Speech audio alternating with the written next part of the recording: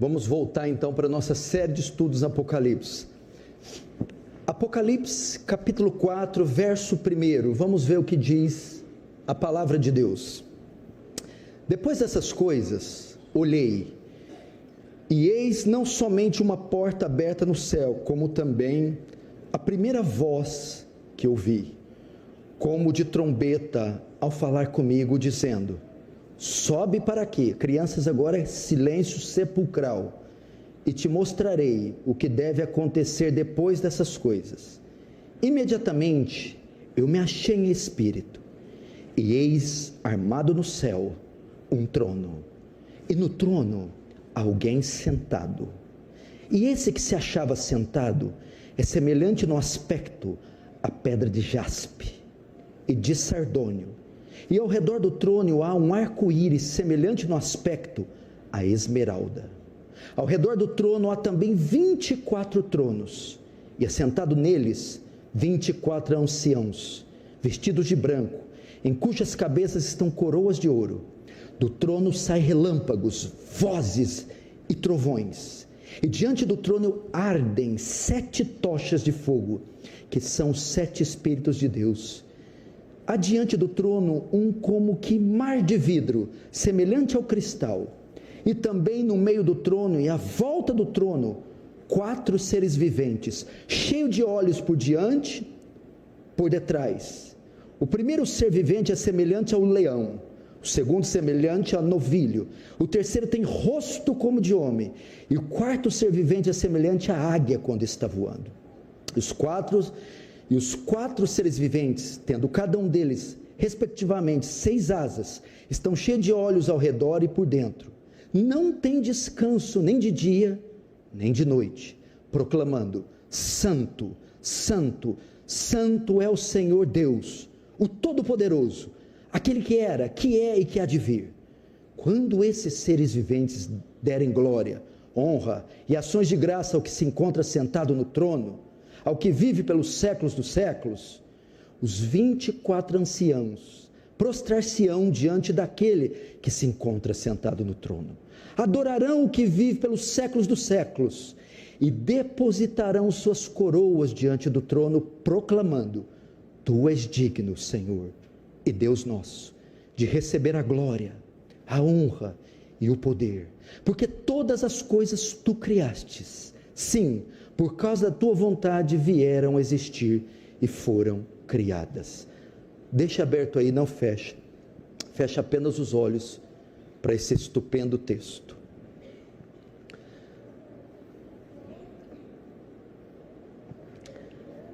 Pai Santo, a Ti a honra, a glória, o louvor e o domínio. Tu és Deus, Senhor, está sentado no alto e sublime trono, de modo que a terra é estrado dos seus pés. Nós estamos muito aquém, Senhor, da profundidade do que está revelado neste texto, da sua essência. Somos apenas criaturas redimidas. Tenha misericórdia e compaixão, ilumina esse texto, de modo que tenhamos compreensão da grandeza do que aqui está registrado. Que a graça do Senhor se espalhe, invada esse local, que o Teu reino avance, que o Senhor receba glória para si, e nos conforme à imagem do Seu Filho, em nome de Jesus. Amém. Irmãos, nós estamos assistindo esse culto pela o canal Paulo Júnior Oficial, porque vocês sabem que quem está assistindo o canal Defesa do Evangelho foi hackeado, estamos trabalhando para reavê-lo. Então aquele que está me vendo por enquanto vai ter que assistir por aqui, e então aproveite e se inscreva nesse canal que você está vendo, Paulo Júnior Oficial, que ele vai ser a nossa saída por enquanto, até reavermos o nosso canal Defesa do Evangelho.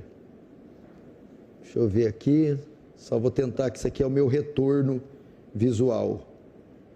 Isso. Irmãos, preste atenção. Esse é o tipo de texto que nós temos que tomar cuidado com ele. Não podemos precipitar de tratá-lo ou manuseá-lo de qualquer forma, pois se trata de um texto sagrado dentro do texto sagrado. Nós vamos entrar em uma área restrita para pecadores. Então é necessário para que tenhamos pelo menos um flash da compreensão do que o texto nos quer dizer. Temor. Não é o tipo de texto para crentes irreverentes, carnais, que só vieram aqui cumprir protocolo, estão ansiosos para terminar o culto, para fazer coisas mais elevadas. Mas é um texto para aquele que tem Deus e mais ninguém em alta conta, que tem Deus na sua vida no lugar mais alto e íntimo do coração. Nós vamos agora para a 6ª mensagem em nossa série de estudos no Apocalipse. O Apocalipse é dividido, irmãos, em uma série de visões que João tem na ilha de Pátimo. Ele tem as visões e as registra.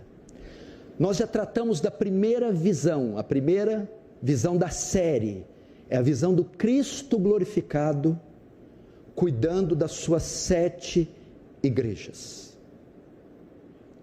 Então, nas mensagens anteriores, depois de identificar os pontos fortes e fracos das 7 igrejas, que representam toda a igreja de Cristo ao longo das eras, agora nós vamos para a segunda visão de João. Ele vai dar início agora à sua segunda visão. E no que consiste essa segunda visão? João agora, ele vai deixar a terra. As 7 igrejas da Ásia, era o que ele estava tratando. E agora ele vai para o céu. João vai para o céu. E ele vai ver o trono de Deus. Nada mais, nada menos do que isso. Ele vai adentrar os céus e vai ver o trono de Deus. Essa visão, a segunda da série de 7, começa no capítulo 4, capítulo que hoje estamos explanando. E ela vai até o capítulo 8, o final dele, e termina com a abertura do 7º selo. Qual é a finalidade de mostrar, de Deus revelar isso? O céu, o trono de Deus, registrar e enviar isso às igrejas. Qual a finalidade? Eles estavam ali no primeiro século, assim como nos demais, sobre o regime do império mais opressor e destruidor que já existiu, o Império Romano. E os cristãos eram um dos principais alvos de perseguição desse império, assustador, terrível. E a pergunta nos seus corações era como poderiam resistir ao império? E como poderiam resistir os séculos seguintes de perseguição que se sucederiam? Como poderiam obter forças e coragem frente a tamanha oposição? Resposta: tendo ciência, tendo conhecimento, que acima de César, acima de Roma, está Deus, que Deus está acima de tudo e de todos, e governa e controla tudo. Portanto, uma visão do céu traria paz, segurança e fé para aqueles que ainda estão ou estariam na terra. Essa é a finalidade. Mostrar para eles que Deus está no controle, apesar de toda ameaça desse terrível império. Vamos então entrar no texto. Verso 1. Depois destas coisas, Apocalipse 4, 1. Olhei e eis não somente uma porta aberta no céu, como também a primeira voz que ouvi, como voz de trombeta a falar comigo, dizendo: sobe para cá, até aí. João começa dizendo: depois destas coisas. Que coisas? A primeira visão que ele teve do Cristo glorificado, ele foi tomado de êxtase, o termo que é usado em espírito. E João então é tomado ali de um transe, e vai ser, de forma espiritual, ter uma visão de Cristo. E ele volta e parece que sai daquele momento de êxtase, recobra os seus sentidos naturais e agora vai tratar da igreja, as 7 igrejas. No entanto, novamente, esse êxtase o toma em visões. E ele então vai, agora ele é tomado em visões, e ele vai ver o céu, e ele vê uma porta aberta no céu. Ele vê uma porta no céu, e ela está aberta, e de repente, ele está diante da porta, e ele ouve uma voz falar com ele, e era uma voz de trombeta, e ele reconhece que é a mesma voz que falou com ele no capítulo 1, quando ele tem uma visão dos 7 candeeiros. E atrás de mim, diz o capítulo 1, verso 11, ouvi uma voz como voz de trovão e trombeta. Essa é a voz de Cristo que falou com ele na primeira visão. Quando ele é levado para o céu, vê uma porta, a porta está aberta, ele para diante da porta, ele ouve novamente essa voz. Trombetas no Antigo Testamento, quando eram tocadas, elas anunciavam que uma mensagem viria. É o anúncio de um édito, de uma proclamação, de uma mensagem. Quando ele ouve essa voz, então, segue-se que após ela, uma palavra de ordem é enviada. Era uma voz poderosa. E diz o que para ele? Sobe para aqui. O Senhor Jesus, quando João para diante da porta, diz para ele: entra por essa porta, sobe e passa por essa porta. Sabe o que o Senhor está fazendo? Convidando João para entrar no céu. Para entrar no céu. Deus também chamou Moisés uma vez e disse a Moisés em Êxodo: sobe aqui, Moisés. Agora novamente ele chama João, só que não para o Monte Sinai, mas para o céu. E o texto diz: sobe porque eu te mostrarei. Teve um outro homem que foi aos céus, o apóstolo Paulo. Segundo aos Coríntios, capítulo 12, diz assim: conheço um homem, se no corpo ou fora dele, não sei, foi arrebatado ao terceiro céus. Paulo também esteve lá. Mas a Paulo foi proibido falar o que ele viu lá. O Paulo se recusou a falar. João, como Paulo, também foi lá. Mas a João foi permitido falar o que ele viu lá. E é o que João viu lá. Aquilo que Paulo não quis ou não pôde contar, é o que vamos ver.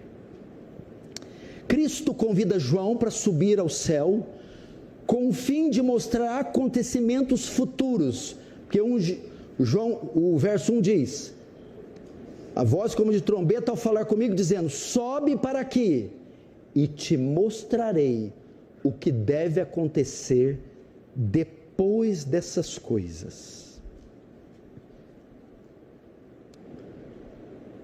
A porta dos céus está aberta, e João vai ver tudo. Entretanto, para ver tal coisa, ele precisa ser tomado pelo Espírito, pois não são visões físicas e reais, ou não são coisas que a matéria humana é capaz de suportar. Veja o verso 2: imediatamente eu me achei em espírito, e armado no céu um trono, e no trono alguém assentado. tomado pelo Espírito, assim como no capítulo 1, antes de ver o Cristo glorificado, ele também é tomado pelo Espírito. Achei-me Espírito no dia do Senhor, lembra? Capítulo 1, verso 10. Então, tomado pelo Espírito, João entra no céu. Ele passa por aquela porta. E sabe qual é a primeira coisa que João vê quando ele entra no céu? Ele vê a coisa mais majestosa que existe, no lugar mais majestoso que existe. Ele nota que tem algo lá que se destaca de todo o resto daquilo que é chamado de lugar perfeito. Ele está onde não há palavras, Paulo não conseguiu mensurar o lugar que ele estava. Tão majestoso, mas dentro desse lugar tem algo que se destaca, dentro daquilo que se destaca. Ele vê um trono, e mais que um trono, ele vê alguém assentado no trono. Primeiro, quando Deus revela um trono, Deus com isso queria mostrar a sua autoridade. Tronos falam de soberania, governo, controle, domínio. De modo que, meu irmão, no centro do universo está o trono de Deus. Deus está sentado no trono, é isso que João vê, mostrando o seu absoluto controle e governo no mundo. Salmo 103:19 diz: o Senhor estabeleceu o seu trono nos céus, e como rei domina sobre tudo que existe. Porque ele começa mostrando isso. O público da época sabia que havia um grande trono na terra, um trono terrível, um trono temido. Era o temido trono de César. Com essa visão, Deus quer mostrar a João que existe um trono que sobrepuja em muito, em poder, autoridade, tamanho, o de César, o de Nabucodonosor, de Alexandre o Grande, o de Ciro da Pérsia e de todos os outros tronos que já tiveram sobre a face da terra. Está mostrando que acima do trono de César está o de Deus. É a visão que Isaías tem, que ele quer dar a João e os seus leitores. É para mostrar que é a visão que Deus dá para Isaías, para mostrar que os outros tronos, comparados ao de Deus, são tronos feitos de lego. Isaías 6:1, no ano da morte do rei Uzias, eu vi o Senhor assentado sobre um alto e sublime trono. Como que nós podemos ver a grandeza do trono que Isaías viu? Porque as abas das suas vestes enchiam todo o templo onde aquele trono estava posto. Hitler, Stalin, Mussolini, Napoleão, os Ptolomeus, os Seleucidas, os generais, Ciro o Grande, Nabucodonosor, todos os tronos são brinquedos diante do trono. Ou seja, a ideia é: vocês não precisam temer. Crentes do primeiro século e de todos os outros, o destino do mundo e da igreja está nas mãos de Deus. Essa é a ideia. O universo não é heliocêntrico. O universo não é, e aí você pode juntar todos os outros termos. O universo é teocêntrico. Deus está no centro do universo. Mas repare, João não vê só o trono. Já seria muito para nós ver o trono. João também vê alguém assentado no trono. Veja só, verso 2, imediatamente eu me achei espírito, e eis armado no céu um trono, e no trono alguém assentado. Notem, João não menciona com precisão quem está no trono, o nome de quem está, ele só diz alguém. Alguém sentado.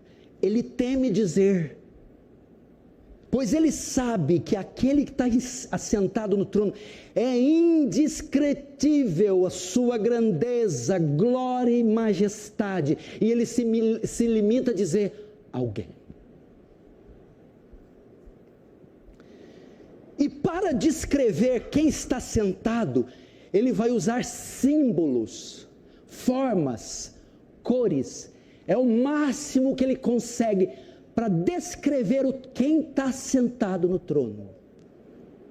É o verso 3. E esse que se acha sentado é semelhante no aspecto à pedra de jaspe e de sardônio.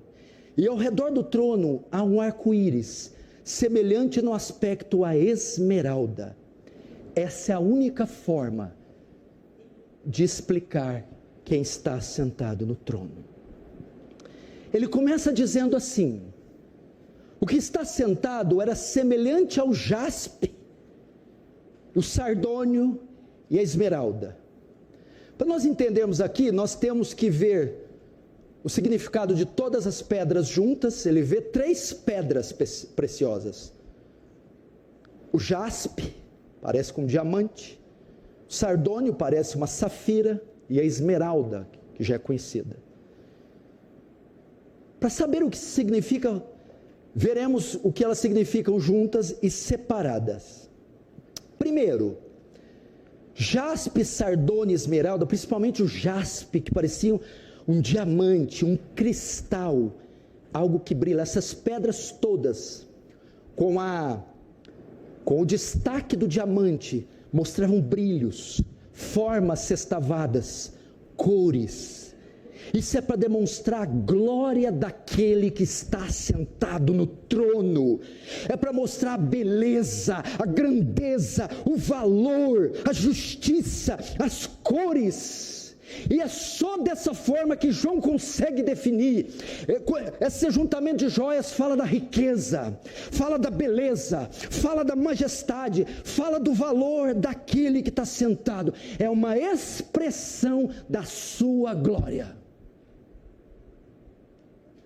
Não há como definir sua forma, suas cores, seu aspecto. Tudo que se pode dizer, ele é rico, majestoso, formoso, ele brilha, ele é incrível, maravilhoso. Tanto é que no verso 5, para dar mais nuances a essa glória, diz assim: do trono saem relâmpagos, vozes e trovões.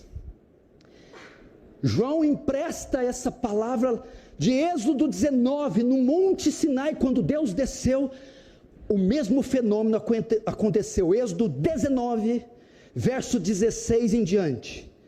Ao amanhecer do 3º dia, houve trovões e relâmpagos, e uma espessa nuvem sobre o monte, e muito forte clangor de trombeta, de maneira que todo o povo que estava no arraial se estremeceu. Moisés levou o povo fora do arraial ao encontro de Deus, e se puseram ao pé do monte. Todo o monte Sinai fumegava, porque o Senhor descera sobre ele em fogo, e a fumaça subiu como fumaça de uma fornalha, e todo o monte tremia grandemente. São termos para usar. A glória de Deus desceu na terra, desceu no Sinai, e aquele monte tremeu e derretia diante do ardor da glória de Deus. Essa é a primeira coisa que João usa para tentar descrever a pessoa, não é o trono, quem está sentado no trono. Mas essas pedras também se interpretam separadamente. Elas não estão ali por acaso. O jaspe, a sardônia, a esmeralda foram colocados ali por um propósito. O verso 3 novamente: e o que se achava sentado é semelhante. Só vou um parênteses para esse semelhante. Você vai notar que quando João vai descrever o céu, o trono de Deus, ele sempre usa a palavra semelhante, semelhante. significa que não há uma definição estática específica. Semelhante ao diamante, mas é maior. Semelhante à esmeralda, mas é maior. Semelhante. Não dá para definir de forma estática alguém como Deus. É impossível. Semelhante. Então ele vê semelhante ao jaspe, ao sardônio e a esmeralda. Jaspe. Jaspe é uma pedra branca, parecida com um cristal, era transparente. Isso aponta para a santidade de Deus.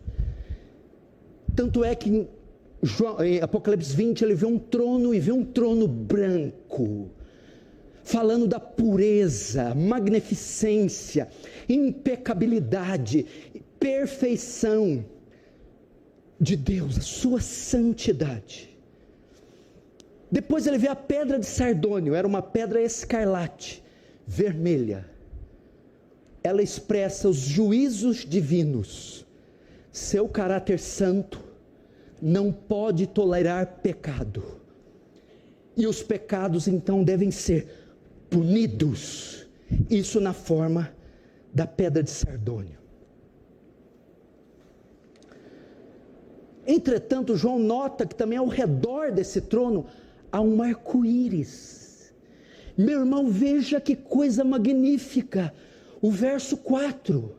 E ao redor do trono, verso 4 não, 3.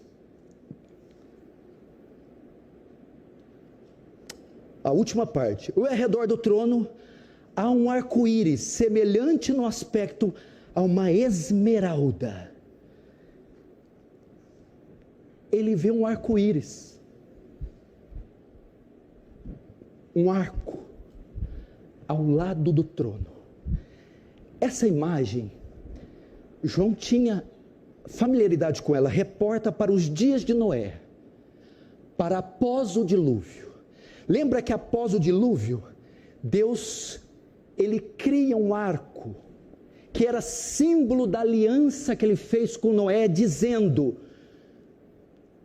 eu não farei isso outra vez. Essa visão do arco-íris é um símbolo da misericórdia divina e da ira de Deus sendo aplacada.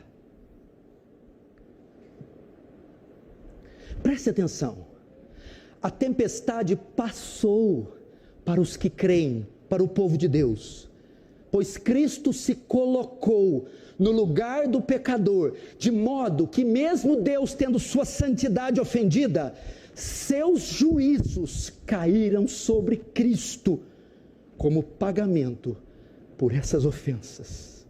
Assim temos paz com Deus, a misericórdia de Deus é aplacada.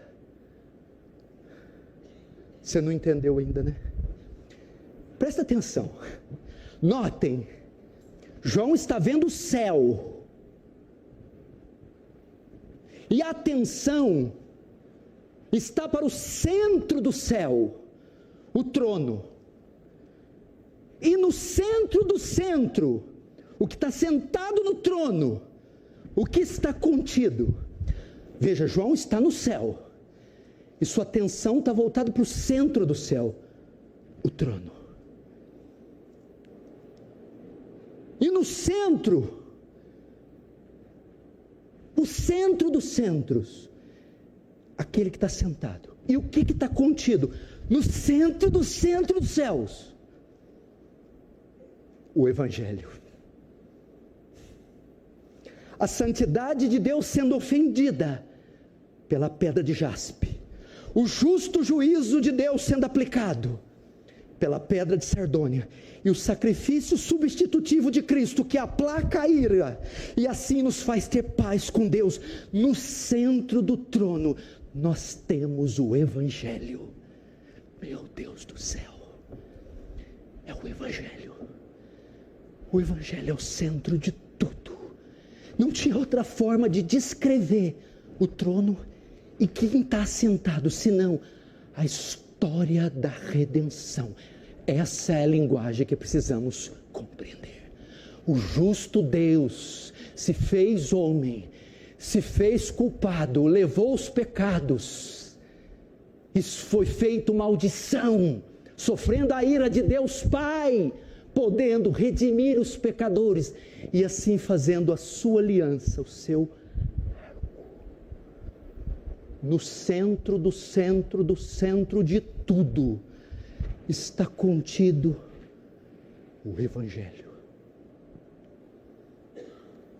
Dr. Martyn Lloyd-Jones diz que o centro do Evangelho não é nem Cristo, é Deus, porque Deus amou o mundo de tal maneira. Este Evangelho de Deus, diz Paulo, próprio Deus é o Evangelho. Essa é a linguagem que nós podemos compreender, e é tudo o que precisamos saber. Agora presta atenção, João tira a atenção do trono. Eu imagino essa altura como é que estava João. Você sabe que eu sou meio bobo, eu sou uma pessoa meio ingênua. Quando eu estava lendo isso aqui, preparando, eu falei, quem dera o Senhor me concedesse uma fração de milésimo do que esse homem viu. Agora, João tira a atenção do trono e de quem está sentado nele, e volta os seus olhos para aquilo que está ao redor do trono. O trono não está só, ele vê algo ao redor do trono. Verso 4, ao redor do trono há também 24 tronos, e assentado neles 24 anciãos vestidos de branco, em cujas cabeças estão coroas de ouro. Eu imagino que João ficou estático diante do trono e daquele que estava sentado. Mas de repente João se volta para ver o que está à volta desse trono. E ele vê outros 24 tronos menores, 24. E 24 idosos sentados neles. É a palavra para anciãos, homens velhos. A visão parece com uma corte de um rei. O trono principal onde o rei está, e a sua suprema corte, ou o grupo total que compõe uma corte. Agora, quem são esses 24 velhinhos? Esses 24 anciãos? Lembrando que Apocalipse é um livro simbólico, você não interpreta ele de forma literal. Quando olhamos para o número 24, isso traz a nós à luz algo para sabermos quem é. 24 é a soma de 12 mais 12. No Antigo Testamento nós tínhamos 12 patriarcas, 12 filhos de Israel, de onde vieram as 12 tribos, de onde veio a nação toda de Israel. No Antigo 12. No Novo Testamento temos 12 apóstolos, que foi quem começou a igreja. Dos 12 veio a igreja. De modo que quando João vê 24 anciãos, é a soma dos 12 patriarcas com os 12 apóstolos. A igreja do Antigo Testamento, Israel, e a igreja do Novo Testamento. João vê toda a igreja, a totalidade dos salvos juntos nos céus, diante do trono. Todos os salvos do Antigo, juntos com todos os salvos do Novo, estão diante desse trono. O que João vê. Agora, veja, duas coisas têm que chamar atenção nesses anciãos. Primeiro, como eles estão, e segundo, onde eles estão. Como eles estão? O texto diz que eles estão vestidos com vestes brancas e com coroas na sua cabeça. As vestes brancas, duas coisas: pureza. Passaram pela lavagem do sangue de Cristo. Ou também fala do quê? As vestes e a coroa. São coroas, uma vez que já tem o rei, são príncipes. Primeiro, como estão, é uma posição de honra. Eles estarão com coroas em sua cabeça, com vestes reais, posição de honra. Onde estão? A Bíblia diz que estão assentados em tronos. Fala de autoridade. Estão vestidos com coroas na cabeça e assentado em tronos. O que significa isso? A igreja governará com Cristo. Todo rei precisa de uma corte. Ele não governa sozinho. Nós seremos a corte do Senhor. Ele honrará a igreja dele e dará autoridade para a igreja dele governar junto com ele. Irmãos, isso aqui é para você aprender algo. A igreja de Cristo não é qualquer instituição. Ela primeiro tem destaque aqui na terra e segundo, receberá honra no céu. Você tem ideia, depois da descrição que eu fiz, do trono, da porta do trono, de quem está sentado e quem ele deu permissão para reinar do lado dele? Abel, Noé, Abraão, Jó, Moisés, Isaac, Jacó, Moisés, Josué, Eliseu, Elias, Daniel, Samuel, Davi, todos os santos, depois João, Tiago, Paulo, Estevão, estarão com ele, vestidos como príncipes, com coroas na cabeça, em tronos. Mas aqui também, para nós não nos gloriarmos, tem uma visão muito intrigante, muito inusitada. Veja o verso 6. Adiante do trono, um como mar de vidro, semelhante ao cristal. Até aí. Entretanto, escute, só podem estar lá esses 24 anciãos em razão de um fato. No verso 6, João vê um mar de vidro. É só por causa desse mar de vidro que esses 24 anciãos podem estar lá, na proximidade que estão do trono. O que é esse mar de vidro? Primeiro, o céu não tem mar. João vê algo que parece um mar. Isso faz menção, para interpretarmos o Apocalipse, temos que ir para o Antigo Testamento. Isso lembra o tabernáculo.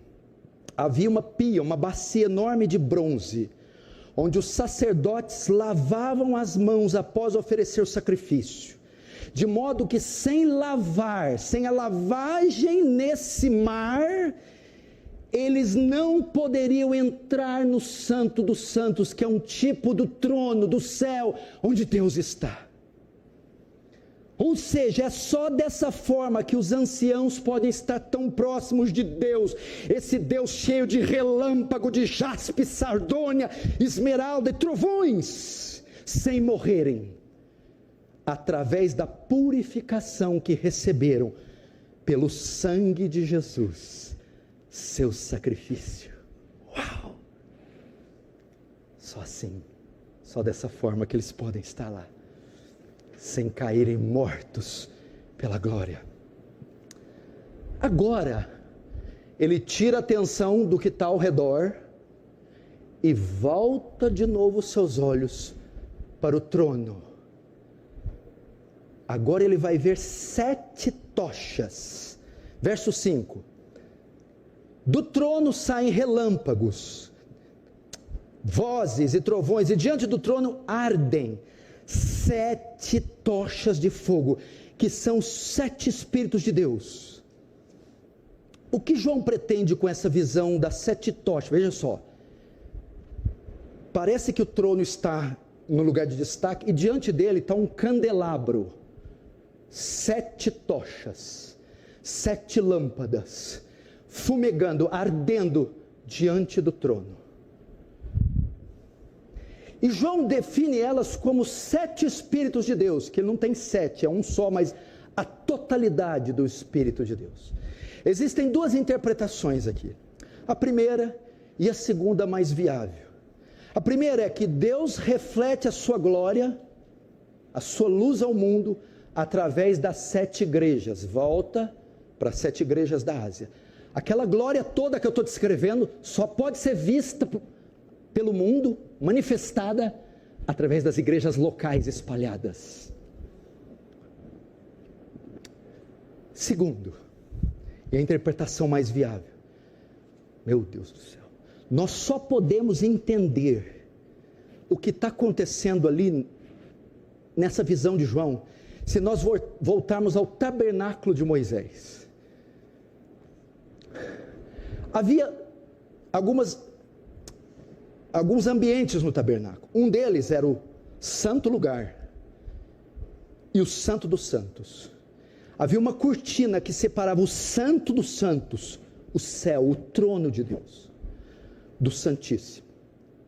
De modo que quando os sacerdotes, antes de adentrar, tinha que acender as 7 tochas, os 7 candeeiros, porque eles iluminavam o santo dos santos. Então o sacerdote só podia entrar no santo dos santos depois que acendesse a tocha que ficava diante dele. Então iluminava o caminho da entrada. Essas 7 tochas diante do trono de Deus significa que nós só podemos contemplar a Deus, só podemos compreender o que João está ensinando através da iluminação do Espírito Santo. Você só pode entrar no Santo dos Santos, esse trono que que João está vendo, se as 7 tochas estiverem acesas, iluminando a entrada. O Espírito Santo, somente do regenerado, do salvo, só com a iluminação de Deus. J.I. Packer chamava o Espírito Santo de ministério de holofote. Ele continua sendo holofote. Tanto é que João, para contemplar tudo aquilo, achei-me em espírito. De outra forma, ele jamais veria e compreenderia tamanha glória. Agora, ele vai ver outra coisa muito inusitada, os seres viventes. Veja o verso 6. Adiante do trono, não só as tochas, mas também um como mar de vidro, semelhante ao cristal, e também no meio do trono e à volta do trono, 4 seres viventes, cheios de óleo por diante e por detrás. O primeiro ser vivente é semelhante ao leão, o segundo semelhante ao novilho, o terceiro tem o rosto como de homem, e o 4º ser vivente é semelhante à águia quando está voando. Veja só a progressão da revelação. Primeiro o céu, segundo o centro do céu, o trono, segundo o que está ao redor do céu, os 24 anciãos. Agora vamos imaginar ao derredor, que está ao redor do trono, os 24 anciãos, e o derredor dos anciãos, os 4 seres viventes. Então o trono, os anciãos e agora os seres viventes. João então vê uns seres esquisitos, tem asa, tem olho, tem cara de leão, cordeiro, parece homem e águia. Quem são esses? Temos um detalhe que nos dá uma pista de quem são esses 4 seres viventes, porque diz que tem 6 asas, e no verso 7 o seu clamor é santo, santo, santo. Tem uma passagem parecida no Antigo Testamento, que revela seres com 6 asas, e que também dizem santo, santo, santo. É a visão que João está tendo agora. Isaías capítulo 6, está escrito assim, Isaías dizendo: no ano que morreu o rei Uzias, eu vi o Senhor assentado no alto e sublime trono, e vi serafins voando sobre ele, que tinham 6 asas, com 2 cobriam o rosto, com 2 cobriam os pés, e com 2 voavam, e cantava de dia e de noite, dizendo: santo, santo, santo é o Senhor, toda a terra está cheia da sua glória. Portanto, o que João vê são serafins, esses 4 seres viventes são serafins, uma categoria de anjos. Entretanto, ela é um pouco diferente dos anjos convencionais e dos de Isaías. João vê anjos com traços de animais, que é o verso 7 aí, semelhante ao leão, novilho, rosto de homem e uma águia voando. O que isso significa? Eles representam a criação. Aquelas formas são criaturas terrenas representadas no céu. Leão são animais selvagens, novilho, animais domésticos, águia são as aves, e o rosto de homens são o quê? 3 animais, e o com rosto de homem, a criação humana.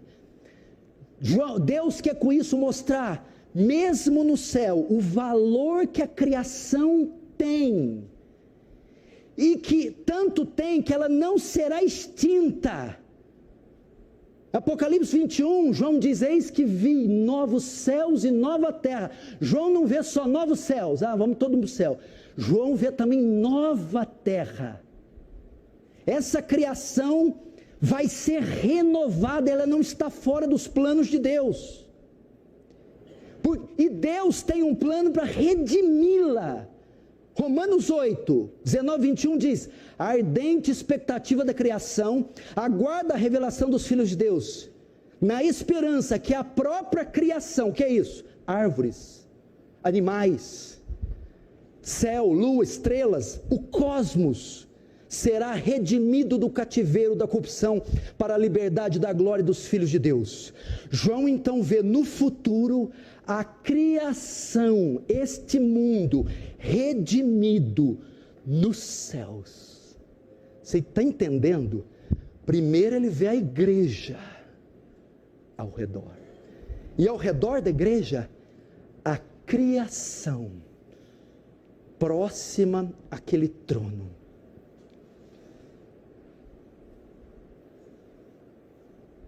João vê a promessa de Romanos cumprida na figura daqueles 4 seres viventes, o cosmos restaurado. Agora o objetivo de tudo, a glória de Deus. Veja o verso 8. E os 4 seres viventes, tendo cada um deles, respectivamente, 6 asas, estão cheios de olhos ao redor e por dentro, não tem descanso, nem de dia, nem de noite, proclamando: Santo, Santo, Santo é o Senhor Deus, o Todo-Poderoso, aquele que era, que é e que há de vir.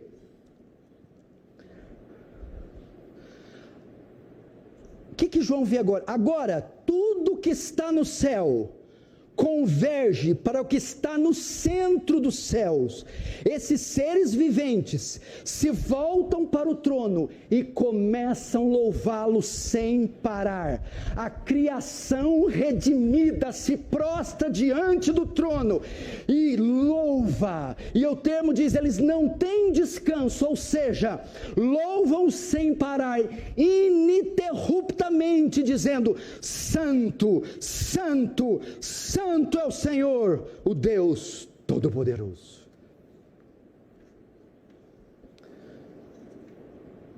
Aí, ao perceber que os 4 seres viventes começam a louvar, agora os 24 anciãos se unem aos 4 seres nessa adoração. Veja o verso 9: quando esses seres viventes derem glória, honra e ações de graça ao que se encontra sentado no trono e ao que vive pelos séculos dos séculos, os 24 anciãos prostrar-se-ão diante daquele que se encontra sentado no trono, adorarão o que vive pelos séculos dos séculos e depositarão suas coroas diante do trono, proclamando. Até aí.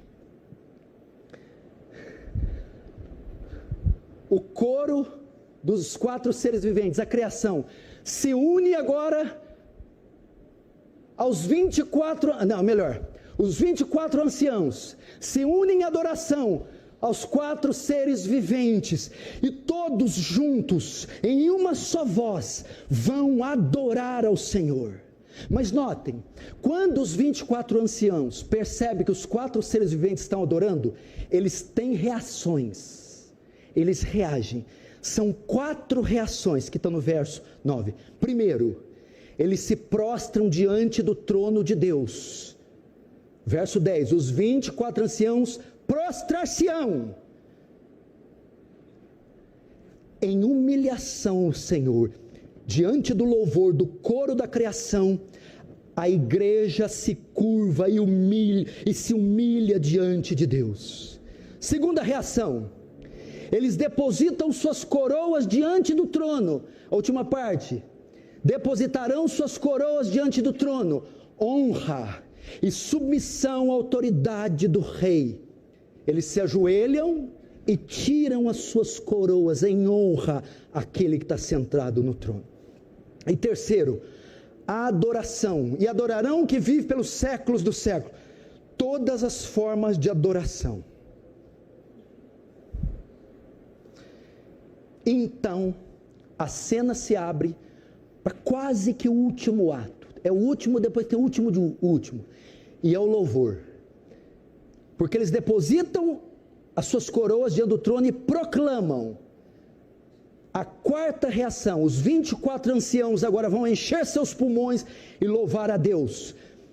Verso 11, tu és digno, Senhor e Deus nosso, de receber a glória, a honra e o poder, porque todas as coisas tu criaste, sim, por causa da tua vontade vieram a existir.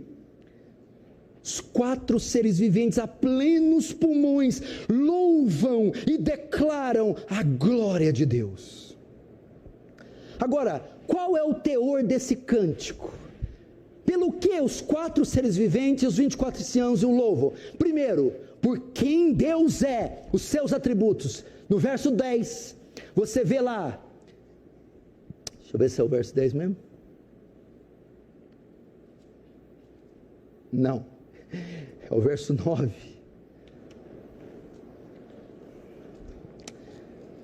Erro de cálculo aqui, quer ver?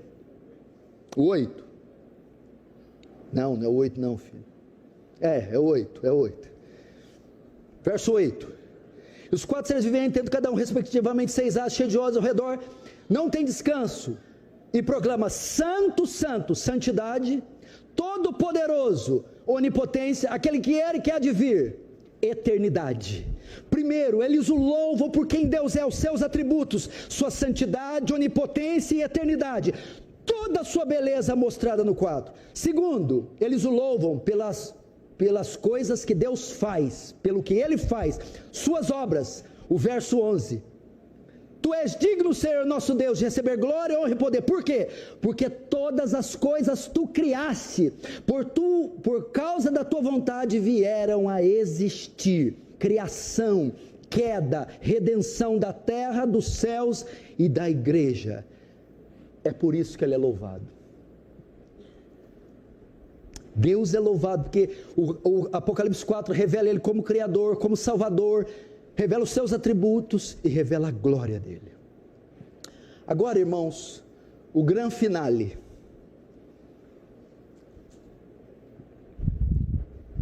E eu suando e só tem essa toalha que está, desde que a igreja chamava tenda. Nossa.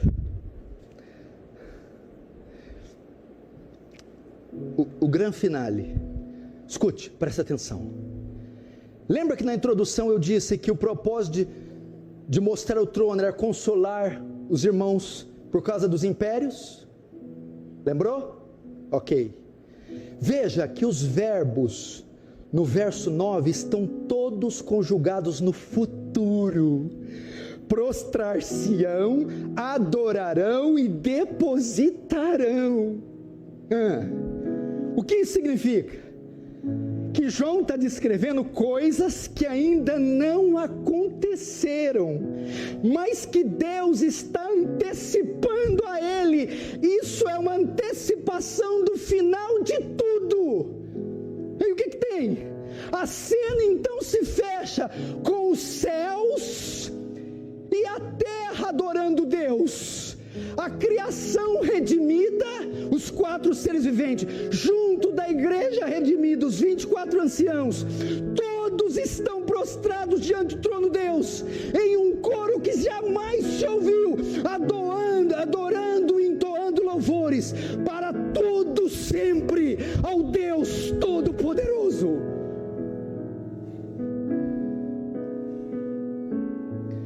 está mostrando para que eles tenham calma. O Cristo vitorioso, a igreja vitoriosa, os inimigos derrotados. João está mostrando ali um culto de ações de graça jamais visto. Mas tem o grande finale do finale. Se a visão era para o futuro e não aconteceu,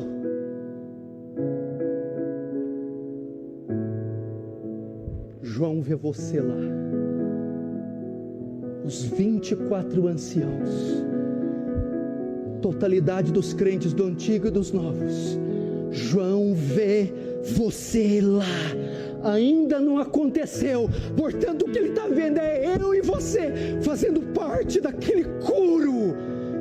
Meu Deus do céu, isso aqui é uma antecipação do fim, e Deus dizendo para eles: calma, no final todos serão derrotados, e a terra será livre da corrupção, vocês virão com ela redimidos, e todos juntos diante do meu trono, em um coro, em um culto jamais visto.